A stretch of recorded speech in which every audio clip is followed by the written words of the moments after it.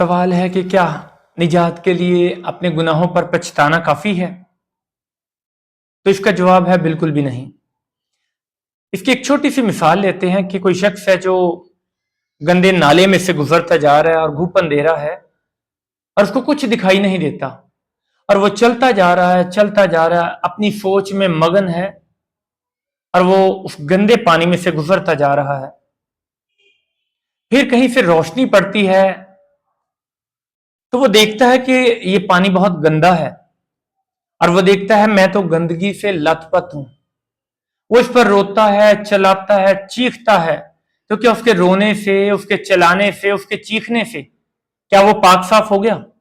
کیا اس کی صفائی ہو گئی؟ بالکل بھی ایسا نہیں ہے۔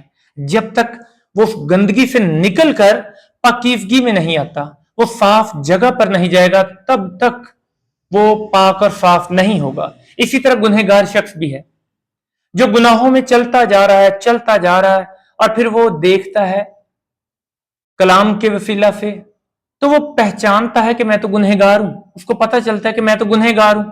وہ روتا ہے، چلاتا ہے، چیختا ہے، لیکن اپنی حالت نہیں بدلتا، اس کی زندگی ویسی کی ویسی ہی رہتی ہے۔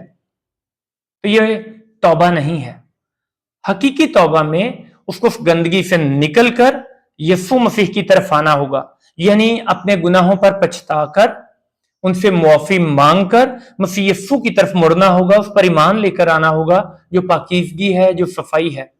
اور جب توبہ اور ایمان ملے گا تو ان دونوں کے اکٹھے ہونے سے اس کی نئی پیدائش ہوگی، اور یہ نئی پیدائش سے جب نئی پیدائش ہوتی ہے تو یہ بالکل ایسی ہی ہے کہ ایمان کے وسیلہ سے ہمارا گندا لباس جو ہے وہ یسوع مسیح کی طرف چلا جاتا ہے، اور یسوع مسیح کا پاکیزگی والا جو صاف لباس ہے وہ اس کی پاک اور مقدس پوشاک ایمان کے وسیلہ ہمیں مل جاتی ہے۔ یہ نئی پیدائش بھی ہے۔ اور یاد رکھیں، نئی پیدائش میں انسان یعنی نئے سرے سے جب پیدا ہوتا ہے تو یہ بالکل ایسا ہی ہے جیسے وہ ایک بچہ ہے۔ جس طرح ایک بچہ پیدا ہوتا ہے، اسی طرح یہ ایک چھوٹے بچے کی طرح ہے جو مسیح میں ابھی پیدا ہی ہوا ہے، جس سے کئی بار وہ گرتا ہے، پھر کھڑا ہوتا ہے، گرتا ہے اور پھر کھڑا ہوتا ہے۔ تو یاد رکھیے، نجات کے لیے پہلی جو شرط ہے وہ یہی ہے کہ گناہ کو پہچانا جائے، پھر اس پر توبہ کی جائے، اور پھر اس کے بعد مسیح یسوع کی طرف موڑا جائے اور اس پر ایمان رکھا جائے، تو ہی اس صورت میں ہی وہ نجات پائے گا۔ یہ اس کی پہلی سیڑھی ہے۔ خداوند اس کلام کے وسیلہ سے آپ سب کو بڑی برکت دے، آمین۔